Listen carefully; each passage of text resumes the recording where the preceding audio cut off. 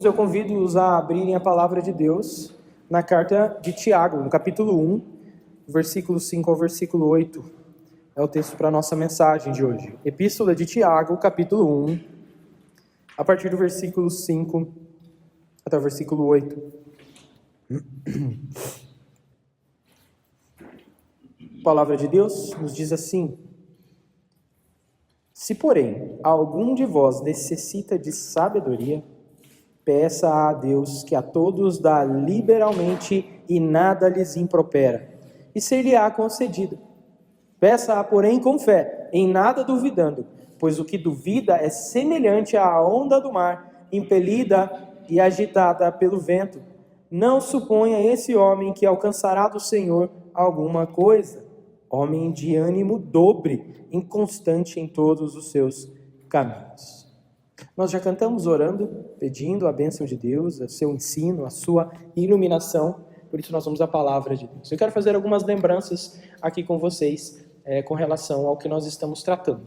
A carta de Tiago, né? Carta de Tiago, escrita pelo meio-irmão de Jesus. Esse aqui era o meio-irmão de Jesus, que se converteu mais à frente no ministério de Jesus. Não era aquele que estava desde o início, mas alguém que veio à fé pela ação de Deus também. Esse irmão de sangue de nosso Senhor Jesus Cristo foi inspirado por Deus para escrever uma carta para falar aos judeus que estavam espalhados em várias regiões. Vocês devem se lembrar que lá no Antigo Testamento, quando o povo foi levado cativo à Babilônia, naquele tempo onde ficaram fora de Israel, da Palestina, muitos judeus não voltaram à terra.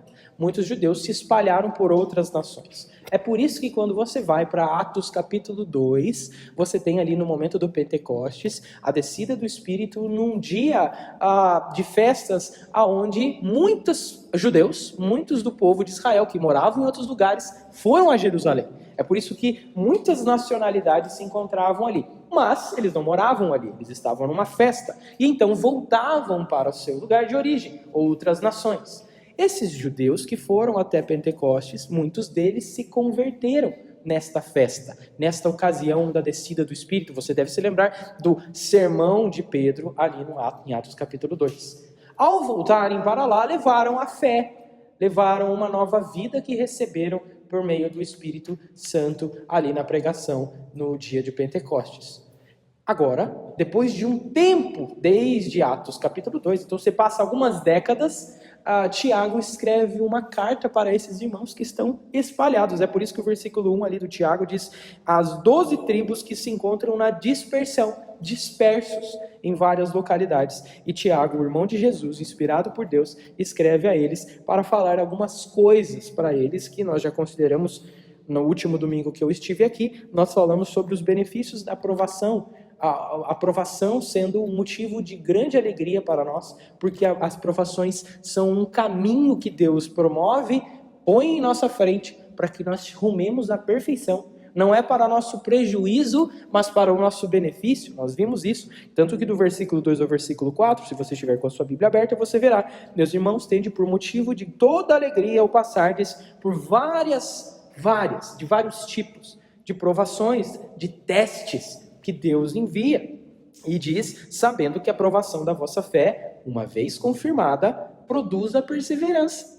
E nós já vimos também que sem perseverança ninguém pode ser salvo. Então, as provações confirmam a fé, que produz perseverança. E a perseverança, no versículo 4, diz que deve ter uma ação completa para que nós sejamos perfeitos e íntegros, completos, em nada deficientes. Esse termo deficiente significa em nada carentes, que a gente não nos falte algum recurso espiritual, que não nos falte uma virtude da parte de Deus para que nós vivamos. Então o Senhor está nos ensinando, Ele está nos lapidando e dando para nós, por meio das provações, uma série de coisas, virtudes e bênçãos espirituais que são necessárias na nossa caminhada cristã. E isso tem tudo a ver com o que a gente vai falar hoje. Porque o versículo de número 5, que nós lemos no começo, diz que se alguém necessita de sabedoria. O que está acontecendo aqui? Tiago já disse que nós não devemos ter falta de nada, carência de nada. O objetivo é esse. E Deus manda provações. Por isso que a gente deve ter alegria, porque essas provações promovem recursos para nós vivermos a vida cristã. E agora ele diz, se alguém, porém,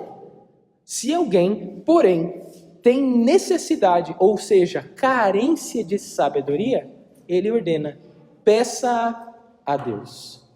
O que Deus está nos ensinando por meio de Tiago é, você precisa saber que se você constatar em sua vida uma carência específica, que é a carência ou a necessidade, a falta de sabedoria, você tem uma forma de conseguir essa sabedoria.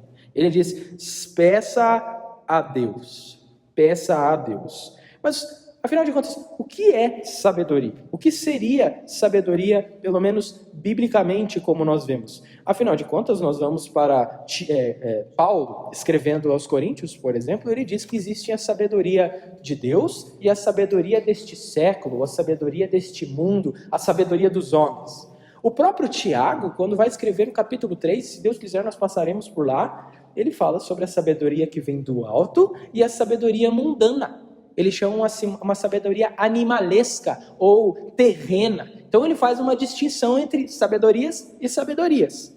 E agora ele está aqui, desde o começo da sua carta, dizendo, se você precisa de sabedoria, peça a Deus.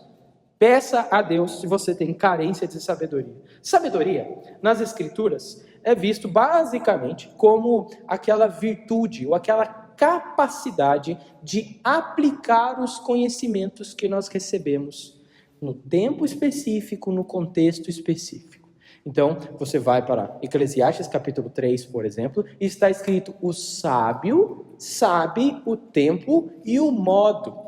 Esse é o que o texto diz nos versículos. O sábio sabe o tempo e o modo. Por quê? Porque o sábio pode ter uma palavra boa, mas às vezes ele precisa avaliar a forma com a qual ele deve falar aquilo para que ele tenha eficiência, para que ele consiga atingir o objetivo. Então, se ele pretende convencer alguém, ele sabe da informação, ele tem um conhecimento específico, mas nem sempre só porque ele tem o conhecimento ele deve falar. Ele precisa achar o momento certo, ele precisa saber a forma correta para dar aquela palavra. O sábio não é só alguém que repete palavras, ele analisa. Ele tem discernimento. Na palavra de Deus, sabedoria é um passo além do conhecimento. Você deve buscar o conhecimento da palavra de Deus, o conhecimento da lei de Deus, mas para que você, no momento oportuno, no momento decisivo, você saiba o que deve fazer para agradar o Senhor e da maneira correta. A palavra de Deus nem sempre dá orientações. Quando isso acontecer, assim acontecer, desse jeito, naquele contexto, faça isso. Nem sempre a palavra de Deus nos dá orientações assim, tão específicas, como se a gente olhasse como um manual e soubesse, agora eu tenho que fazer isso. A palavra de Deus nos ensina, nos orienta, nos instrui, para que com sabedoria nós saibamos como agir neste mundo que nós vivemos e no qual o Senhor nos colocou. Então, é isso que sabedoria significa biblicamente, basicamente falando aqui. Então, agora nós temos a ordem que nós devemos pedir a Deus sabedoria, uma vez que nós constatarmos essa sabedoria. Quando você vai para Provérbios capítulo 2, versículo 6, temos o seguinte, porque o Senhor dá a sabedoria, e da sua boca vem a inteligência e o entendimento. Isso é Provérbios 2, 6. O Senhor dá a sabedoria. A sabedoria é algo que vem de Deus.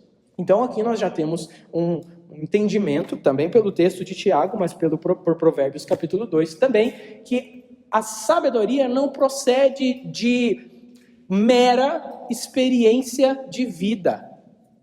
Porque eu sou uma pessoa que vivi vários contextos diferentes, ou porque sou uma pessoa que vivi com diferentes pessoas, logo eu sou sábio.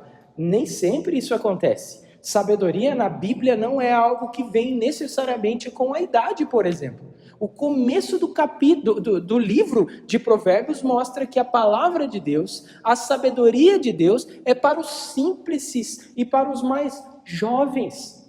Será que alguém jovem pode ser sábio? Claro que alguém jovem pode ser sábio. Como? A Bíblia responde, pela palavra de Deus, pela consideração dos caminhos do Senhor. O temor do Senhor é o princípio da sabedoria, e não a idade, o contexto, as experiências que você tem. Essas coisas são úteis, com certeza, elas fornecem contextos diferentes, onde a gente já viveu, já vivenciou, já passou por ali, sabe o que pelo menos não fazer, ou o que deveria ter sido feito e pode ser melhorado depois. Essas coisas são úteis para nós, mas é do Senhor que vem a sabedoria. Ele não diz assim: se vocês precisam de sabedoria, não tem o que fazer, vocês vão ter que esperar, a idade vai chegar e vocês vão ter sabedoria. Ele não diz isso, ele diz: peça a Deus. O texto nos ordena a pedir a Deus, e ainda mais nós temos o texto nos mostrando uma certeza que tem tudo a ver com quem Deus é. Ele não está dizendo assim: peça, vai que você recebe, não é? Vai que Deus quer dar. Ele não diz isso, ele diz que a todos, tá, o versículo 5, que a todos dá liberalmente. Essa palavra liberalmente é liberal, de forma, com liberalidade. Nós poderíamos traduzir por generosidade, com abundância. Então nós vamos a Deus pedindo em oração, sabendo que Ele, quando dá muito. Ele dá com gosto. Por que Ele dá com gosto? Porque o restante do versículo diz: e nada lhes impropera. Ou seja, Deus não faz cara feia. Sabe quando você vai pedir um favor para alguém e a pessoa faz com mau gosto? Até faz. Você precisa desse favor e você pede para alguém, a pessoa vai batendo o pé ou vai com cara fechada, até faz aquilo que foi pedido, mas parece que faz com desprazer, com má vontade. Deus não é assim. Ele está dizendo: Deus não fecha a cara quando você pede. De novo me pedindo sabedoria? Eu já não dou liberalmente, eu já não dou com generosidade, você me pedindo sabedoria de novo. Deus não censura você quando você pede sabedoria. Ele não te repreende. Olha, eu vou dar mais um pouquinho, mas faz bom uso disso, usa bastante. Deus não faz isso. Ele dá com bondade, Ele dá de maneira graciosa, Ele dá com alegria. Quando você vai para o capítulo 11 de Hebreus, lá no versículo 6, diz que aqueles que se aproximam de Deus devem ter fé, que Ele existe, mas também deve saber que Ele é aquele que recompensa os que o buscam. Quando nós vamos a Deus, Deus não se faz de rogado, Deus não se faz de difícil, Deus não vai se afastando à medida que nós vamos nos aproximando dEle. Ele vai e dá graciosamente para nós aquilo que nós precisamos. É com base nisso, é com base em quem Deus é, que nós vamos pedir a Ele sabedoria, na certeza de que o nosso Deus nos dará de forma abundante. Olha só, o versículo termina prometendo que a sabedoria será concedida. Diz: e ser-lhe-á concedida. Será dado. Essa é a garantia. Você tem encorajamento da parte de Deus. Venha até mim, peça a sabedoria, eu darei com generosidade, com graça, com alegria, com prazer, e eu te darei, concederei. E o versículo 6 Tiago está fazendo uma ressalva, uma condição. Porque você não pode dizer assim: olha, mas eu acho que isso é para quem precisa pastorear, talvez. Ou talvez quando alguém precisa, alguém é um pai de família, uma mãe de família, às vezes alguém que é um grande empresário, esse precisa de sabedoria. Eu não preciso, a minha vida é simples, é tranquila. E outra, eu acho que Deus não vai dar sabedoria para mim. Ou se Ele der, não vai ser tanto assim, generosamente. O versículo 6 diz o seguinte: peça, porém, com fé, crendo, em nada duvidando, ele diz. Nada. Você não pode ter um pingo de dúvida. Por quê? O texto já diz que Deus é um Deus que dá com graça e dá com generosidade e sabedoria. Mas será que Deus não vai relevar? Eu vou duvidar e tal, mas Deus vai dar do mesmo jeito? Diz o versículo 6, continuando: pois o que duvida é semelhante à onda do mar, impelida e agitada pelo vento. Vai para um lado e vai para outro. Eu acho que Deus dá mesmo com graciosidade. Eu acho que Deus dá com generosidade. Mas depois eu já não sei mais se eu recebi ou mesmo se eu vou receber. Parece que nada acontece, parece que está tudo igual. Acho que Deus não está ouvindo a minha oração. Deve ser alguma coisa que eu fiz ou deixei de fazer. Isso é um coração oscilante. Isso é um coração agitado, como uma onda é agitada e é impelida pelo vento. Nós temos a ordem de pedir com a condição de crer, em nada duvidar. E o versículo 7 nos dá uma ordem. É uma ordem. O versículo 7 diz: não suponha, não passe pela cabeça, nem hipótese alguma, esse homem alcançará do Senhor alguma coisa. E aqui ele acrescenta tudo. Porque enquanto ele estava falando sobre sabedoria, agora ele usa um princípio mais geral para dizer assim: na verdade, na vida cristã, se você ora ao Senhor, você tem que ir com fé. Como disse Hebreus 11, que é um capítulo que fala sobre fé, nós devemos nos aproximar de Deus, não só sabendo que Ele existe, mas sabendo que Ele recompensa aqueles que o buscam. Isso é fé verdadeira, isso é uma fé que agrada a Deus. Sem fé é impossível agradar a Deus, porque aquele que se aproxima dele deve crer que Ele existe e que é recompensador daqueles que o buscam. Isso é Hebreus 11, 6. Aqui nós temos que esse princípio geral da vida cristã você não pode esperar, nem imagine que você vai receber alguma coisa de Deus se você for com um coração duvidoso. Qualquer coisa, inclusive a sabedoria. Se é assim para qualquer coisa, isso inclui a sabedoria. É isso que Tiago está dizendo. E o versículo 8 nos arremata. Ele diz: homem de ânimo dobre. Basicamente é uma pessoa que tem mente dupla. Ele oscila, ele reforça isso, né? Ele oscila entre dois pensamentos. Ele oscila pensando que Deus é um Deus que é bom, mas de repente ele não é bom para mim. Ele é bom, está escrito aqui que ele dá liberalmente, de maneira generosa, mas de repente ele não dá para mim, porque eu sou muito pecador. Eu sou uma pessoa que falha. Justamente porque você não tem sabedoria, é que você é levado a falhar tanto. E é justamente isso que comprova que você tem carência de sabedoria. E o texto diz: se vocês necessitam de sabedoria, peçam a Deus.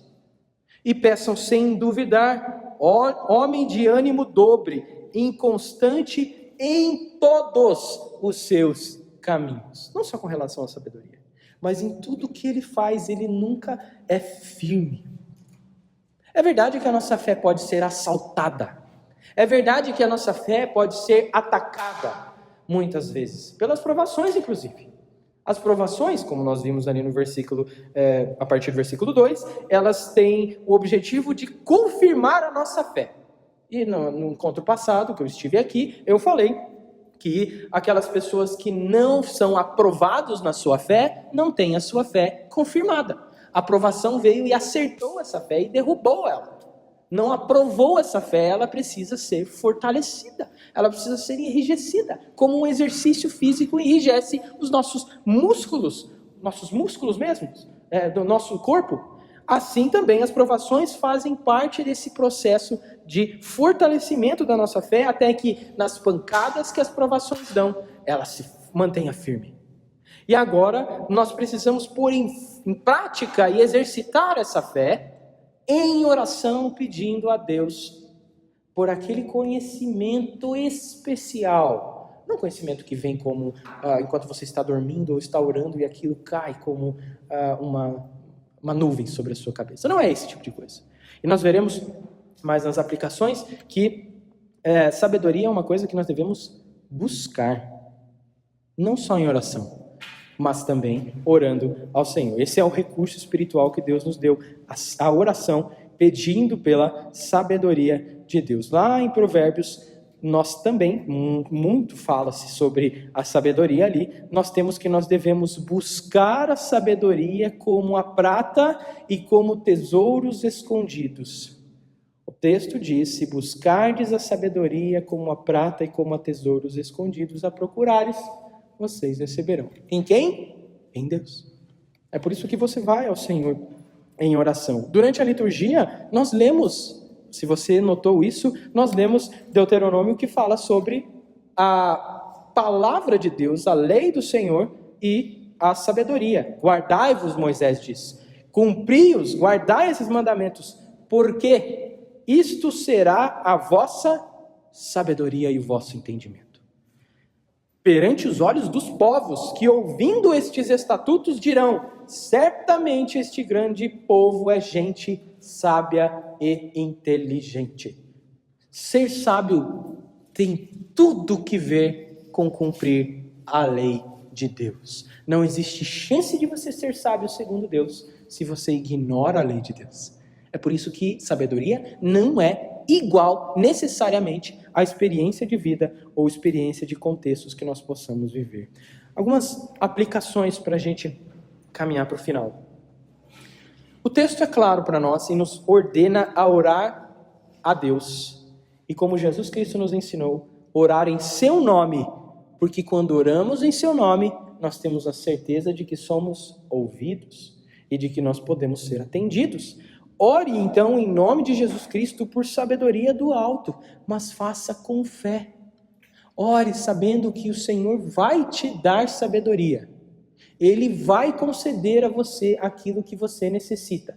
Talvez eu conversando com você de maneira individual, você não pode dizer para mim: não, mas se tem alguém que é sábio neste mundo, sou eu. Isso é arrogância, isso é orgulho. Isso é uma prepotência, é achar que nós já temos as condições necessárias para viver e eu não tenho necessidade de sabedoria.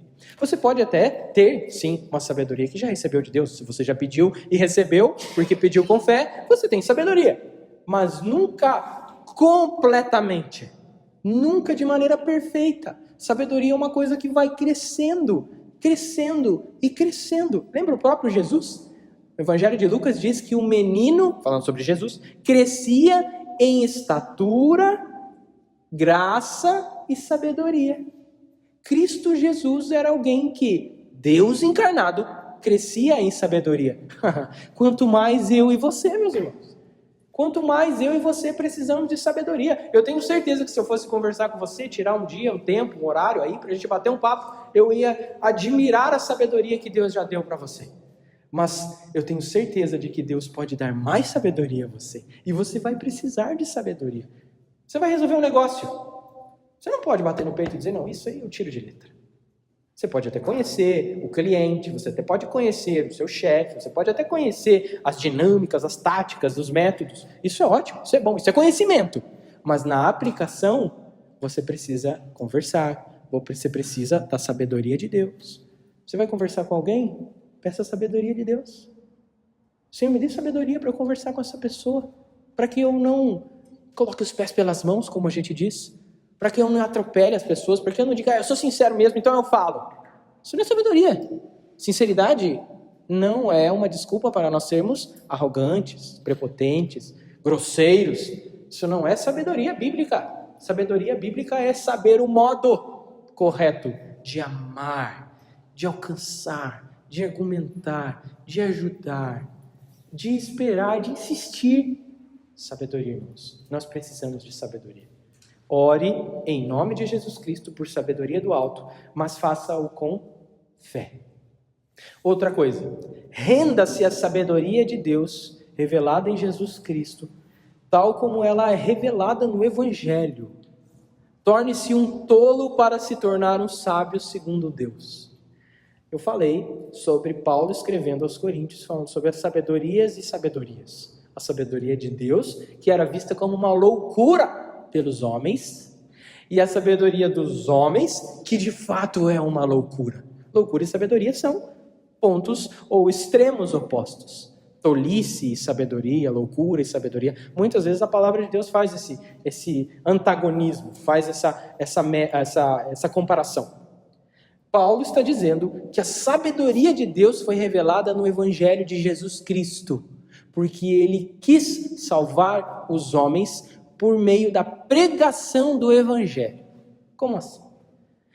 Deus, na sua infinita sabedoria, poderia usar todos os dias, colocar nos céus letras de fogo: arrependam-se e creiam no meu filho. Deus podia fazer isso. Ele podia usar as técnicas, os jeitos, as coisas mais portentosas. Ele poderia todo dia dar um espetáculo na galáxia para mostrar a sua existência e a nossa necessidade de arrependimento. Mas Paulo está dizendo que Deus decidiu canalizar a sua sabedoria, Mostrar a sua sabedoria por meio de uma simples pregação do Evangelho. É dizer, homem para homem, mulher para mulher, pai para filho, amigos entre inimigos muitas vezes. Arrependa-se. Isso é nada, isso é uma palavra, não faz sentido. Deus fez com que a sua sabedoria fosse canalizada pela pregação do Evangelho, em dizer que um homem foi morto na cruz para salvar pecadores, e que ele ressuscitou ao terceiro dia. Irmãos, essas palavras podem ser muito comuns para nós, mas para o mundo isso é uma insanidade. Está dizendo para mim que um judeu da Galileia, lá no primeiro século, considerando que ele ali é o ponto de partida da nossa contagem de calendário, ele morreu, ressuscitou, está estranha essa história, e que ele nos salva e vai voltar um dia. Menos. Isso é loucura. Mas Deus fez com que essa aparente loucura fosse a sua sabedoria. Então, vá ao Evangelho. Renda-se à sabedoria de Deus mostrada no Evangelho. Quando alguém sai dizendo, eu tenho a palavra de sabedoria, eu tenho a palavra de conhecimento, eu tenho a palavra disso, eu tenho a palavra... Isso aqui é inovador. Desconfie. Porque aquilo que é sabedoria de Deus já é uma coisa bem conhecida nossa. Evangelho de Jesus Cristo, revelado na palavra de Deus. Outra coisa, busque sabedoria. Além da oração, peça em nome de Cristo, com fé, renda-se à sabedoria revelada na palavra de Deus, mas busque, vá atrás. Veja, Paulo aos Colossenses disse que tudo foi criado por meio de Cristo. Olha o que ele está dizendo. E para ele, por meio dele e para ele. Ele é antes de todas as coisas, Paulo diz. Nele tudo subsiste, tudo se mantém, tudo está apoiado e segurado. Em quem, diz Paulo, todos os tesouros da sabedoria e do conhecimento estão ocultos. Deus fez, além do Evangelho, revelar para nós a sabedoria, que é loucura perante o mundo. Ele fez com que toda a sua sabedoria, todos os tesouros preciosos fossem colocados em Cristo. Então você não vai achar sabedoria de Deus fora de Cristo Jesus. Você não vai alcançar essa sabedoria de Deus em Cristo Jesus. Eu li Provérbios aqui com vocês durante o sermão que diz, busque a sabedoria como quem busca tesouros escondidos. Agora você já sabe onde é que está escondido. Busque.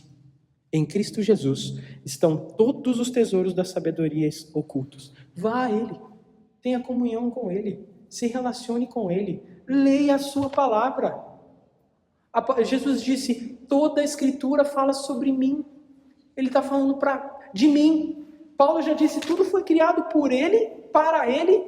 Então todas as coisas não tem como... Para onde você olha, você é levado a olhar para Cristo. Se você olha para cima, você vai voltar a olhar para Cristo. Se olha para baixo, você vai voltar a olhar para Cristo.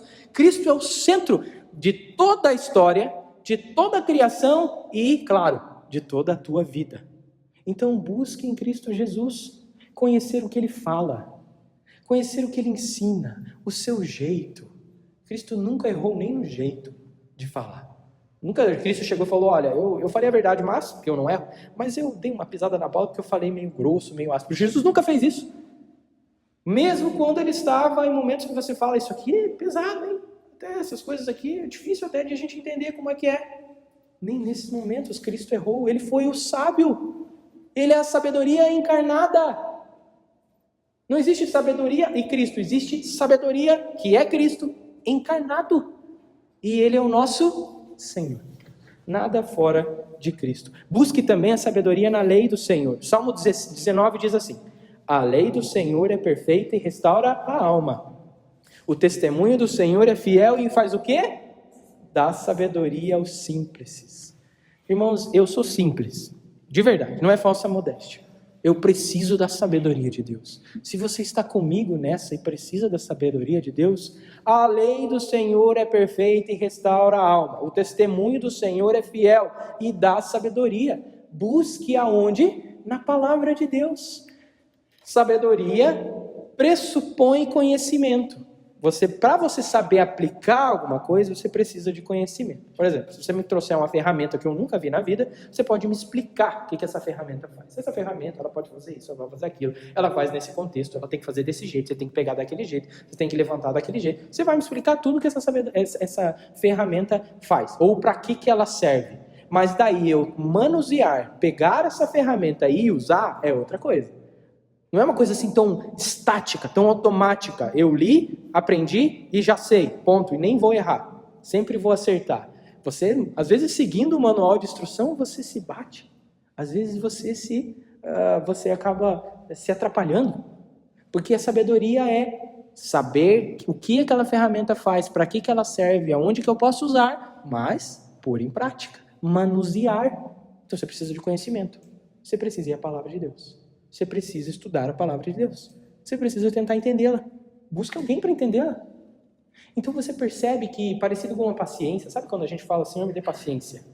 E aí o Senhor manda algumas dificuldades. Você fala, mas não pode ser? Como assim? O Senhor está brincando comigo? Eu queria paciência.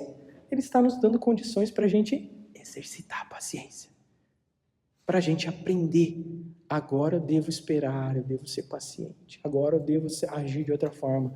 Sabedoria é muito parecido. Você pede sabedoria em oração. Mas eu já falei, não vai cair como uma nuvem na sua cabeça naquele momento. Ele vai pôr situações, provações, como o Tiago põe, para que a gente exercite. Para que a gente, naquele momento, aplique aquilo que a gente já aprendeu. É isso, irmãos. É isso. Procure sabedoria também na criação de Deus. Eu pelo menos, quando pequeno, eu aprendi esse provérbio. A minha mãe me ensinava. E o provérbio de número 6, versículo 6 diz: vai ter com a formiga ao preguiçoso. Considera os seus caminhos e... O que o salmista está dizendo, a Salomão está escrevendo em provérbios é: olhe para as coisas que Deus fez. Ali há a sabedoria estampada. Então ele diz, vá para a formiga, veja como é que ela faz as coisas, observe como é que ela trabalha, observe o empenho dela, a disciplina, essas coisas que a gente leva um lé, muitas vezes. Olhe para ela e seja sábio. Considere a forma como Deus fez as coisas. Isso não é uma coisa que ela adquiriu e aprendeu sozinha. Deus fez. Quando você vai para o final do livro de Jó está conversando com Deus e Deus fala assim: quem foi que ensinou isso e aquilo? Quem foi que ensinou a águia a fazer a ninho ali? Quem foi que ensinou a avestruz a fazer aquilo e aquilo outro? Quem foi? Jó tem que ficar em silêncio, porque a resposta é clara: Deus. Deus fez com que todas as coisas da criação funcionem do jeito que elas funcionam. Aquilo não é um processo evolutivo aleatório que se formou daquele jeito. Deus ensina essas coisas. Jesus fez menção a isso, falando: olha os lírios. Olha que Deus veste os lírios dos campos. Olha os passarinhos, eles não trabalham, mas eles recebem alimento da parte de Deus. Isso é sabedoria. E por que Jesus citou isso? Para dizer, não ande ansioso, porque se ele cuida da criação, ele cuida de você. Isso é sabedoria. Nós devemos olhar para as coisas e falar, olha só, o sol que nos aquece, olha o sol que foi criado e continua aí, por que ele não explode? Por que ele nasce? Porque Deus quer, e porque Deus é um Deus de ordem, porque Deus é um Deus bom. Jesus disse, o sol nasce para todos, basicamente, dizendo que para ímpios e injustos. Isso é perfeição de Deus. Por isso ele diz, sejam perfeitos. Olhe para as coisas. E aí, para terminar, Provérbios 13, 20 diz, quem anda com os sábios será sábio, mas o companheiro dos insensatos se tornará mau. Palavra de Deus, Evangelho de Jesus Cristo, oração, criação, tudo isso a gente tem recurso de sabedoria de Deus. E agora nós temos boas amizades e companhias. As más conversações corrompem os bons costumes, Paulo escreveu. Ande com gente sábia, irmão. Você quer ser sábio? Ande com gente sábia. Busque andar com pessoas que podem te auxiliar. De acordo com o que a gente já viu aqui. Busque gente que anda desse jeito. Busca na palavra de Deus. É uma pessoa de oração. É uma pessoa que analisa as coisas que Deus faz. A criação de Deus. Que vai à lei do Senhor. Ande com essas pessoas. Grude nelas. Faça delas o seu tutor. Ah, mas eu não falo nada, eu não posso contribuir. Mas não é você que está sendo beneficiado. O texto diz, quem anda com o sábio será. Não é que quem anda com o sábio vai falar de sabedoria. Vai absorver, vai captar, vai aprender. Então, ainda que você não tenha muito o que contribuir, você será muito beneficiado.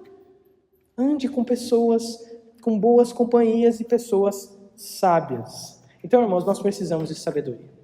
Nós precisamos de sabedoria para caminhar à perfeição de Deus. Você lembra disso, né? Deus nos propõe um caminho de perfeição e nós precisamos de sabedoria. Interessantemente, nós somos ordenados a orar por sabedoria, uma das formas pelas quais nós buscamos a sabedoria como quem busca tesouros escondidos. Ore sem cessar.